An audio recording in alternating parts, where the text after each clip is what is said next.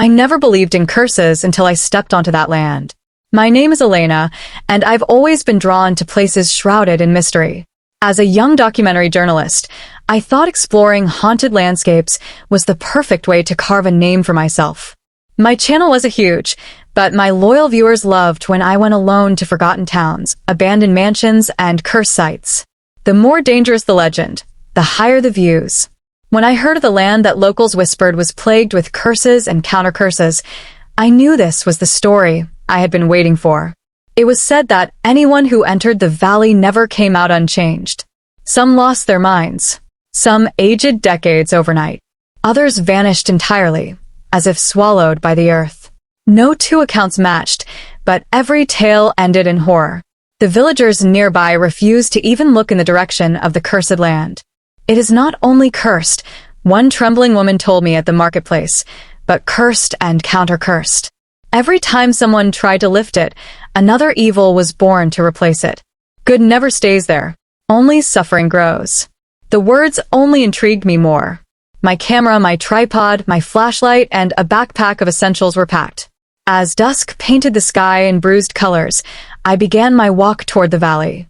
The air grew colder the closer I got, the silence pressing against my ears until even the crickets seemed too afraid to sing. My flashlight beam quivered as if it too was reluctant to enter. The first thing I noticed inside was the smell. Damp earth mixed with something metallic, like old blood, clung to my lungs. I set up my camera near what looked like the remains of a broken stone arch. Its carvings were eroded, but faint shapes of screaming faces could still be traced with trembling fingers. I began speaking into the lens, my voice steady though my body was not. Live at the land that suffers from curses and counter-curses, I announced.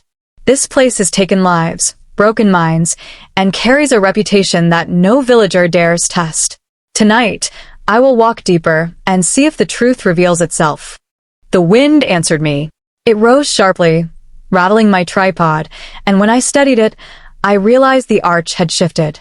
Stones that had been crumbled now stacked higher, as though rebuilding themselves before my eyes. My throat went dry, but I forced myself to keep filming. Fear, after all, was the essence of my work. As night swallowed the valley, lights began to flicker in the distance. At first I thought they were lanterns, maybe the faint glow of a campfire. But no one lived here, or so I thought.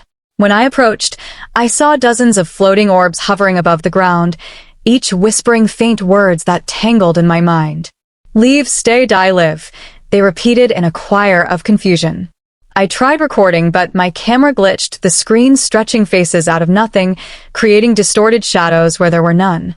I turned the lens toward myself, hoping to explain the phenomenon to my audience, but when I looked at the playback, the reflection of my face wasn't me. It was an older version, wrinkled, hollow-eyed, with lips sewn shut. I dropped the camera, my knees buckling beneath me.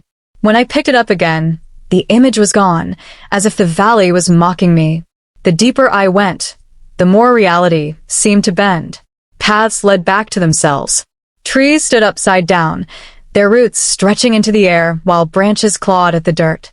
I heard footsteps behind me constantly, but when I spun around, no one was there. My flashlight revealed shapes starting just out of reach, shadows with too many arms and heads. Then I found the village. At the heart of the valley was a cluster of houses, rotting wooden frames and collapsed roofs. Yet fires burned faintly in cracked hearths, and shadows moved behind shattered windows. I forced myself into one of the homes, my camera capturing every step. Inside, the furniture was coated with dust, but the table was set with plates of food that looked fresh, steaming even. A faint lullaby hummed from the upstairs room. I climbed the stairs. The room at the top belonged to a child. Dolls sat in a circle on the floor, their porcelain faces cracked but smiling eerily.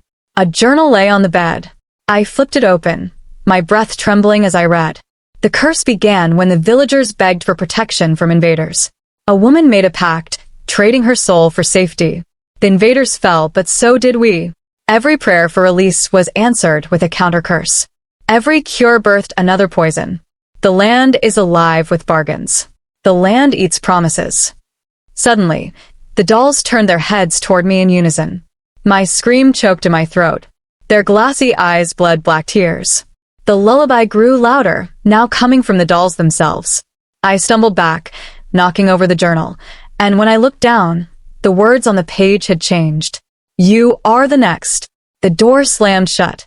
My flashlight flickered, and for a moment I saw figures, half human, half rotted, crowding the room, reaching for me.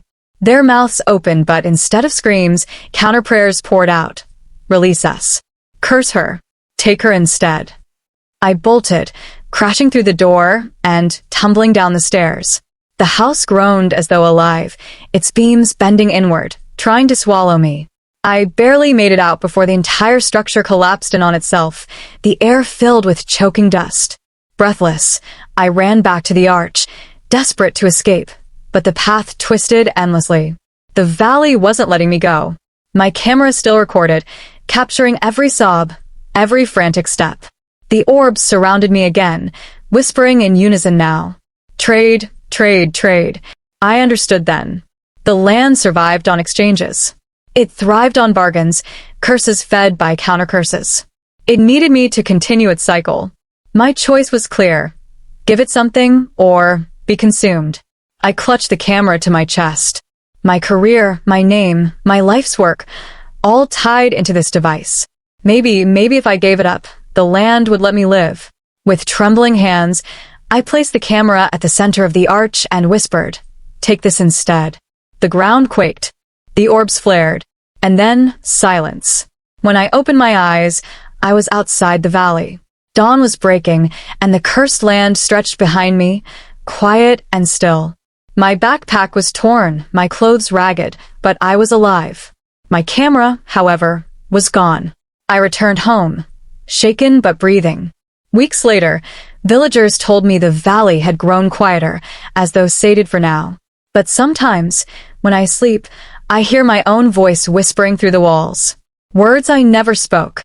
Images of me on a screen, still trapped, still narrating, still begging viewers to listen. And that's when I realized, maybe I didn't survive at all. Maybe I traded places with my reflection, and what lives outside is only the cursed echo of who I used to be. I am Elena. I am alive. At least I think I am. But my camera, my soul, still lives at the land that suffers from curses and counter-curses.